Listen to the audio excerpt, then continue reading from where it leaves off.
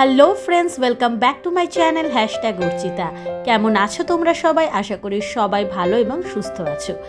আজকে দার্জিলিংয়ের toy train অর্থাৎ জয় রাইড তোমাদের ঘোরাবো, আর তার সাথে নিয়ে যাব ঘুম স্টেশন।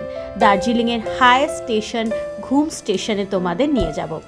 তো ফার্স্টে চলে যাই টয় ট্রেন জার্নি, যেটা দার্জিলিংয়ে জয় রাইড নামে পরিচিত। এই টয় ট্রেন জার্নিটা আমরা করেছিলাম দার্জিলিংয়ের 3rd ডেতে। এই জয় রাইড কিন্তু 2 ঘন্টা মোটামুটি করতে সময় লাগে।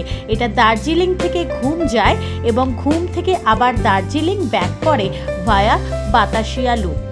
আর ফেয়ার হলো জয় রাইডে স্টিম ইঞ্জিনের 1,500 টাকা পার পারসন, আর যদি ডিজেল ইঞ্জিন হয় তাহলে 1000 রুপিস পার পারসন। তো আমাদের যে সময় ট্রেন ছিল সেটা ছিল দুপুর 3:30 নাগাদ। আমরা অনলাইনে টিকিট কেটে নিয়েছিলাম 2 দিন আগে থেকে। তবে এখানে টয় ট্রেনের টিকিটের জন্য কিন্তু খুব রাশ হয়, তাই জন্য আমরা লাকিলি টিকিটটা পেয়ে গেছিলাম। তোমরা চাইলে বন্ধুরা কিছুদিন আগে থেকে যদি কেটে রাখো খুব ভালো হয়। তো চলে যাই জয় রাইডের কথায়। মোটামুটি 3:30 নাগাদ আমাদের ট্রেন ছিল। তো দেখো আমাদের ট্রেন এসে পড়েছে আর আমরাও ট্রেনে উঠে পড়েছি। ট্রেনের একদম ফ্রন্ট সিটই পেয়েছিলাম আমরা, সিটটা খুব ভালো ছিল।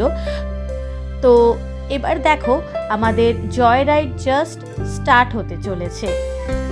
আমাদের ট্রেন স্টার্ট হতে চলেছে দার্জিলিং স্টেশন থেকে। দেখো সবাই মোটামুটি ট্রেনে বসে পড়েছে। টোটাল 3টে বগি ট্রেন ছিল এই টয় ট্রেনটা। খুব সুন্দর ঝকঝকে পরিষ্কার।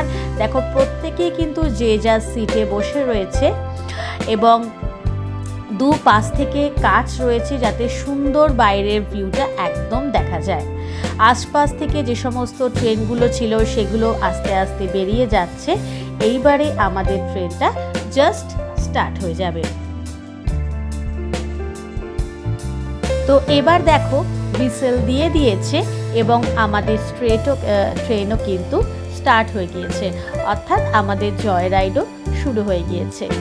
দেখো দার্জিলিংয়ে কিন্তু বন্ধুরা আমরা সবাই জানি দার্জিলিং মানে টয় ট্রেন, আর টয় ট্রেন মানে প্রথম আমাদের মাথায় আসে দার্জিলিংয়ের কথা। দার্জিলিং ঘুরতে যাব আর টয় ট্রেন চড়বো না, এটা কি কখনো হতে পারে?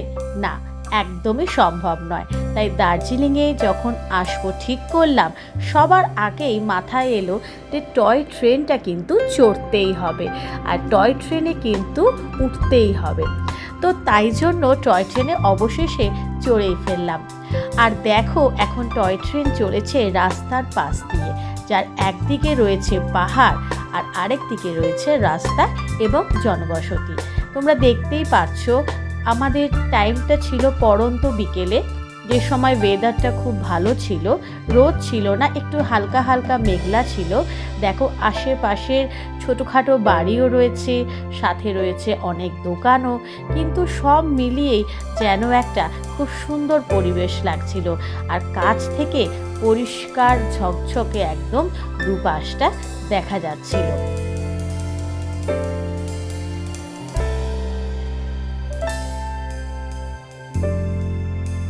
তো দার্জিলিং থেকে টয় ট্রেন প্রথমে বলেছি ভায়া বাতাসিয়া লুপ হয়ে ঘুম যায়। তো এখন আমরা পৌঁছে গেছি কিন্তু বাতাসিয়া লুপে। দেখো বাতাসিয়া লুপে অলরেডি ট্রেন চলে গেছে এবং এখানে টয় ট্রেন মোটামুটি 15 মিনিটস মতন স্টে করবে। তো তোমরা যদি চাও তার মধ্যে কিন্তু টুকটাক বেরিয়ে বাতাসিয়া লুপটা ভালো করে ঘুরে নিতে পারো, আর না হলে আলাদা করে যখন দার্জিলিংয়ের সাইট সিইং করবে তখনও বাতাসিয়া লুপ ভালোভাবে তো ঘোরার সময় পাবেই। আমরা আলাদা করে সাইট সিইং করেছিলাম, তো তাই জন্য দেখো চট করে জাস্ট একটা ভিডিও তুলে নিয়েছি। এছাড়া বাতাসিয়া লুপ আমরা আগেই ভালোভাবে ঘুরে নিয়েছিলাম। বাতাসিয়া লুপটাও কিন্তু ভীষণ সুন্দর একটা জায়গা। এর বিবরণ বা এর ডেসক্রিপশন তোমরা আমার অন্য দার্জিলিংয়ের ব্লগে কিন্তু পেয়ে যাবে। এই বাতাসিয়া লুপে কিন্তু অনেক শল বিক্রি হয় এবং অনেক নেপালি ভুটিয়ারা অনেক জিনিসপত্র কিন্তু বিক্রি করতে বসে।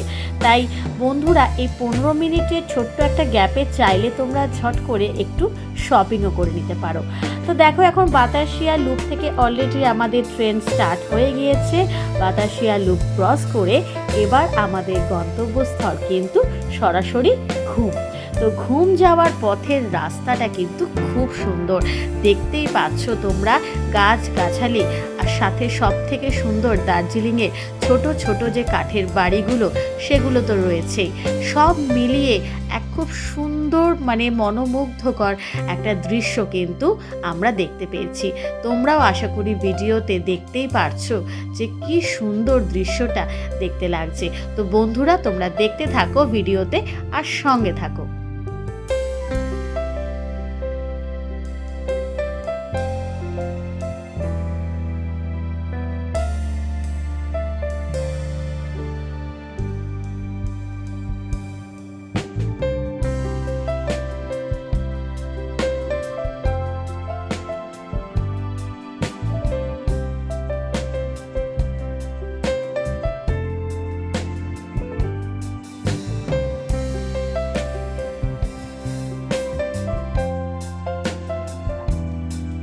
তো বন্ধুরা, আমরা আমাদের ফাইনাল ডেস্টিনেশনে কিন্তু চলে এসেছি, অর্থাৎ ঘুম স্টেশনে কিন্তু আমাদের ট্রেন চলে এসেছে।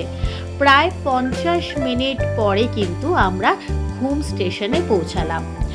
সব মিলিয়ে বলেছিলাম আমাদের এই জার্নিটা অলমোস্ট 2 আওয়ার্সের।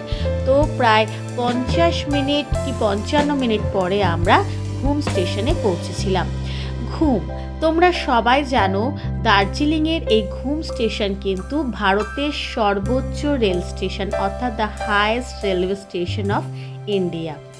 এর হাইট হলো 7,400 ফিট।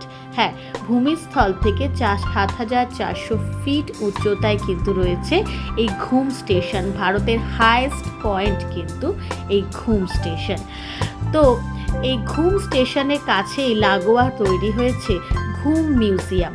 তো ঝট করেই ঢুকে পড়লাম ঘুম মিউজিয়ামে, কারণ ঘুম স্টেশন দেখতে কিন্তু 15 থেকে 20 মিনিট ম্যাক্সিমাম ট্রেনটা স্টে করে, তার বেশি করে না। তো বন্ধুরা, যদি একটু ফাস্ট দেখে নিতে পারো তাহলে কিন্তু ঘুম মিউজিয়ামটাও কিন্তু তোমরা চট করে দেখে নিতে পারবে। এই ঘুম মিউজিয়ামের এন্ট্রি ফিজ হলো মাত্র 20 টাকা, খুবই রিজনেবল প্রাইস। তাই আমরাও আর সময় নষ্ট করলাম না, ঝট করে চলে দেখে এলাম ঘুম মিউজিয়ামটা। এটাও কিন্তু একটা দেখার খুব সুন্দর জিনিস। অর্থাৎ এই আমাদের ঘুম রেলওয়ে স্টেশনের কি ইতিহাস রয়েছে, এটা কবে শুরু হয়েছে, সেই সময় কি ইঞ্জিন দ্বারা এই ট্রেন চালনা করা হতো, সেই সময় এই ঘুম রেল স্টেশন দেখতে কেমন ছিল, এই সমস্ত কিছু ইনফরমেশন কিন্তু এইখানে রয়েছে। আর বর্তমানে এই দার্জিলিং ঘুম রেলওয়ে স্টেশনকে কিন্তু ইউনেস্কোর তরফ থেকে ওয়ার্ল্ড হেরিটেজ সাইট এই সম্মানে কিন্তু ভূষিত করা হয়েছে। তো বন্ধুরা, এটা তোমরা জেনে রাখো, দার্জিলিংয়ের ঘুম রেলওয়ে স্টেশন কিন্তু এ মোমেন্টে দ্য ওয়ার্ল্ড হেরিটেজ সাইটের মধ্যে একটা।